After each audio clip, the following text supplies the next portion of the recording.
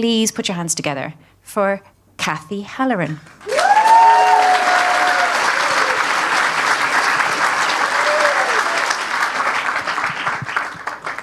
Lovely to see you all.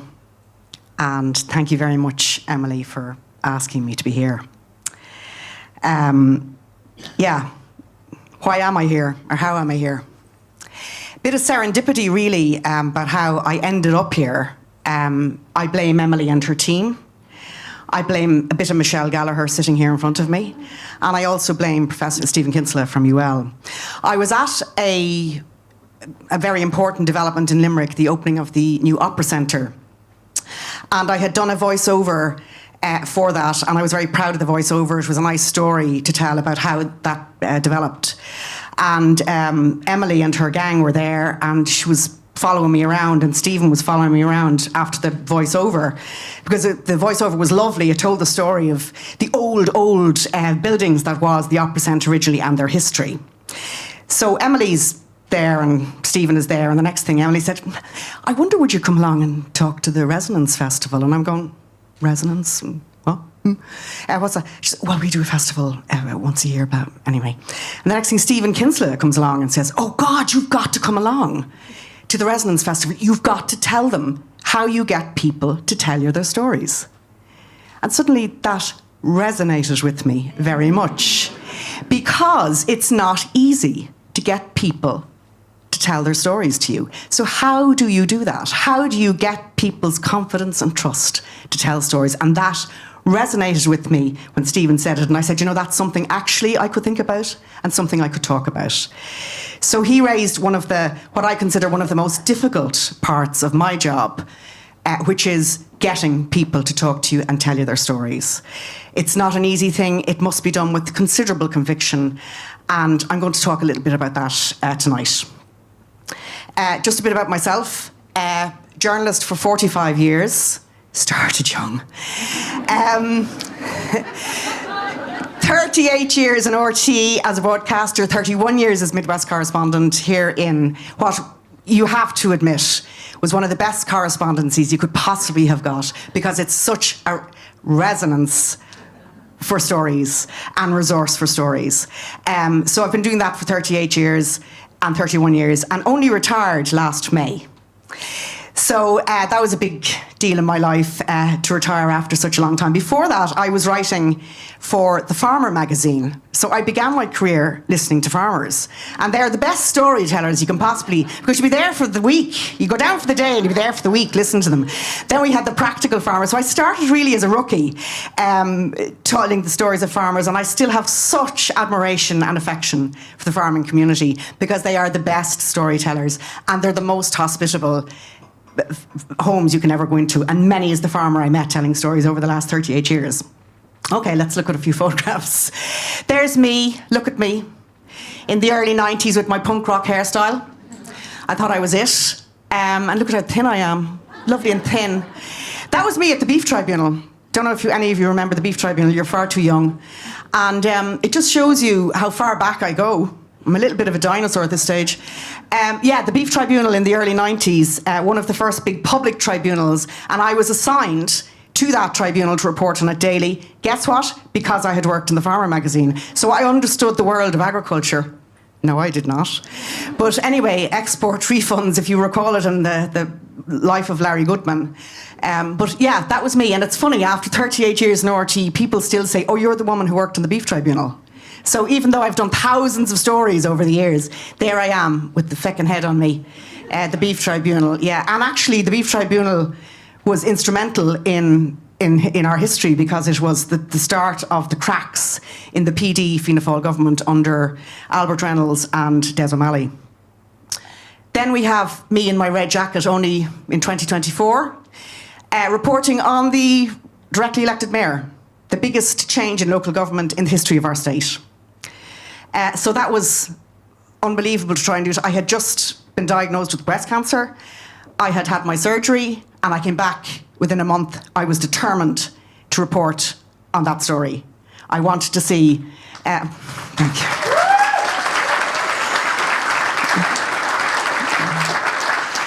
I was determined to see that story through because it was a huge change in our democracy and our republic.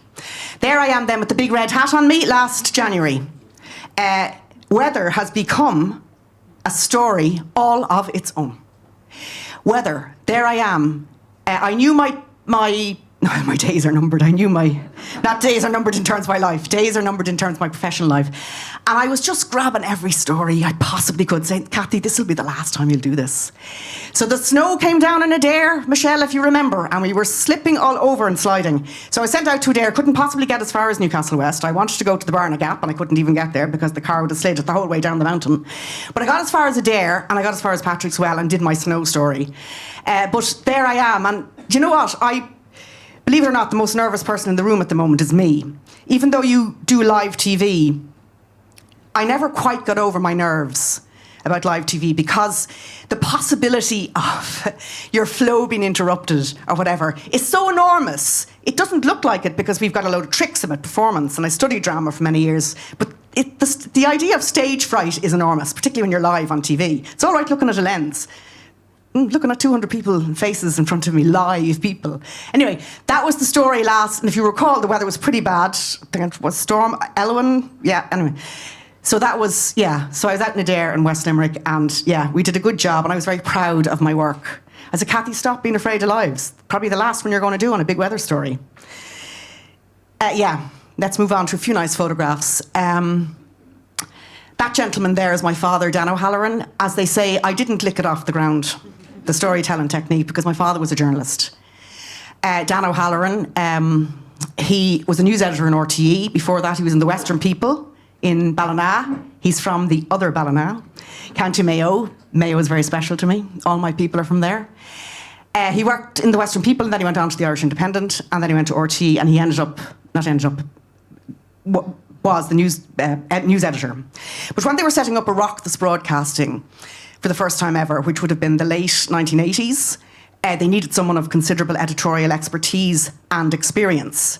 And the person to do it was Dano. He had done some Dáil reporting, and they said, Dano, this is a tricky one. Setting up Oireachtas Broadcasting is tricky. We need someone with a good editorial head. So that's him there by the sound desk, and that's his team. A lot of colleagues from the newsroom in RTE who would have been with him on the Oireachtas Broadcasting unit. He died 10 years ago, a fine West of Ireland man. Now look at these classics. That lady there with the nurse's hat is my mother, my late mother Carmel Carty from Belmullet, County Mayo.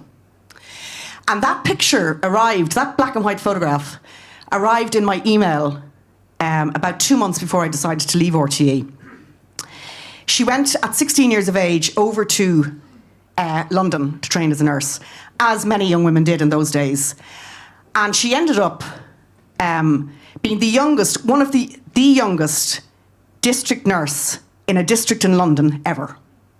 She was 19 years of age in that picture. It's 1953. And that picture ended up in my email as a result of it being sent to me by Olga Buckley, who was an editor in Lyric FM. Lyric, Olga's mother and my mother were best friends.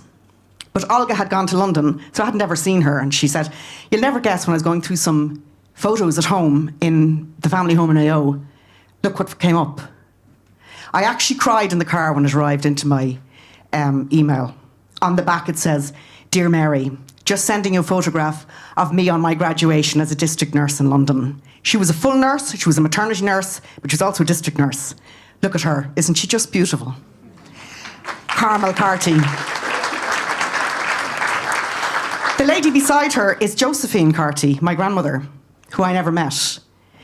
Carmel's mother. And Carmel only knew her for 6 years. Because when Carmel was 6, her mother died. Some complications from diabetes. But that woman, Josephine Carty, was a teacher. And she got into a curragh every morning in Blacksod Bay and went out to teach in Inishkey Island. That's the grit and the stuff of which I'm made, of which I am so proud. So well done, Carmel and Josephine. In my preparation for tonight, I went down memory lane. And memory lane is a fantastic resource for stories. So guess what I found? My autograph book from 1973. which I still have. Hello? There it is. And just to tell you that I was a little bit of a writer, even at 10 and 11 years of age. My mother is from Balmullet, County Mayo, and the 15th of every month was Fair Day. So on the 15th of August, we all went down for the stalls in Fair Day, and nothing would do us but to buy the autograph book. And then we spent the rest of our holidays, and I spent months in, like from July and August, always, every single year in Balmullet. A beautiful part of the world on the Erris Peninsula, absolutely stunning. And that's my mother's hometown. So we all went around getting the autographs from everybody. Our grannies, our uncles, our aunts, our mom and dads. So anyway, the little bit of poetry that I had, and full of myself being a writer and following my father's footsteps, this is the little message. I bought this book on Fair Day, and I hope it goes a long way, as it did, right up to 2026. It was in the summer of 73, and I hope forever it will be. The 15th of August, Fair Day, 1973. Now, what a little treasure. But I looked at all the messages. I have them from my paternal grandmother, my grandfather, my father. But one stuck with me because it's been a motto for my life, and it just sums up my dear mother, Carmel. 15th of August, Balmullet, County Mayo, 1973. Love many, trust few, always paddle your own canoe. Love, Mama. Thank you. And when I could first read, the Ladybird books were huge in our house, and the first book my mother ever gave me was The Story of the Little Red Hen. Did any of you remember The Little Red Hen? Guess what she did? She did everything on her own, because whenever she asked for help, she never got it. So my mother used to say, "Darling, do like the Little Red Hen. I'll do it on my own," said the Little Red Hen. There she had the book. Unfortunately, I couldn't find the copy of The Little Red Hen, but I did have the copy of the autograph book, which brought back such memories for me. Okay, let's move into the Premier Division. This is why I'm here. Storytelling. What is it? How do we do it? What's important? How do we get people to tell us their stories so that we can tell their stories? The tools. It's a combination of listening and trust. Storytelling is a craft of shaping words and images. It's a core form of human expression. My ancestors were from the Cajun Fields down in North County Mayo, and my father used to scare the hell out of us every time we passed the Cajun Fields, telling us the story of my great-great-great-great-granduncle who lost a sheep and went down to try and retrieve the sheep and lost his life.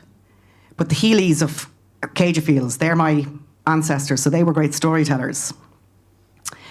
So stories really are a real essential form of human expression, and they're a sharing of human experience. I have done a bit of that tonight, sharing my own experiences to bring you into my story. It's a connection. This is a crucial part of the whole storytelling art, and it is an art. It comes from both the storyteller and the subject. The storyteller, as me, is both listener and chronicler and teller of that story. Listening is crucial, absolutely essential. I spend an awful lot of my time before I write any story listening intently to the subject, to what the person is saying to me. And this line, I've marked it, I've written my script here, my hard script. This line is essential. If you go away with nothing tonight, you go away with this. The best stories come from conversations where people feel safe enough to be honest. I always try, from the outset, to put my subject at ease. We go through what they want to say. I'll help them try and say it. If they're not able to say it, I'll help them to find words to say it. They can only do that if they feel comfortable talking to me. I'm listening and I'm eyeballing them. It's quite a skill these days to eyeball another human being, because they're all eyeballing their phones. Eyeball your subject. They have my full attention. If they're going to tell me their story, they have my full attention, listening and watching. I listen for their quotes. I'm editing as I'm going along in my head. They might give me a good quote that'll steer me onto another story. but I'm listening and editing all the time and saying, that's the quote I need. I'm looking for those wonderful quotes that will make my story. Frequently, a good quote will dictate a story or change my view or change my direction. If a subject is uncomfortable or a person that's talking to me, they're struggling, reassurance is absolutely needed. Again, the eyeballing. A friendly, interested demeanour always helps. Right, a few takeaways. They're my essentials for good storytelling. Finally, a few takeaways. I can't see it on my screen, so I'm going to go to my hard copy. Right. Convincing people to tell you their stories is not easy. It's not a given. It takes work. That's for sure. You must connect with your subject. A good story will have honesty and heartfelt emotions at its core. The honest story will be the best story. But you have to get it out of people. I'll then weave the story myself in as much as I can with my beautiful words.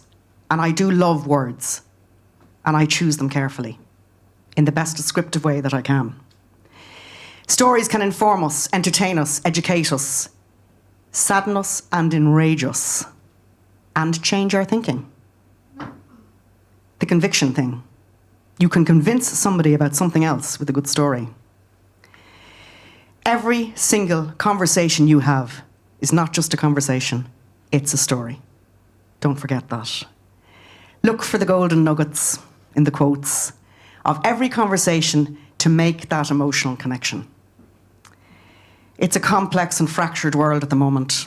The art of storytelling and connection has never been more important.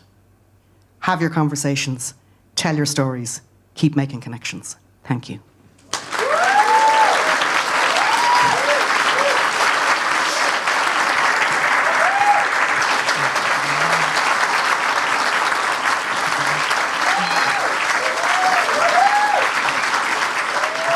Thank you.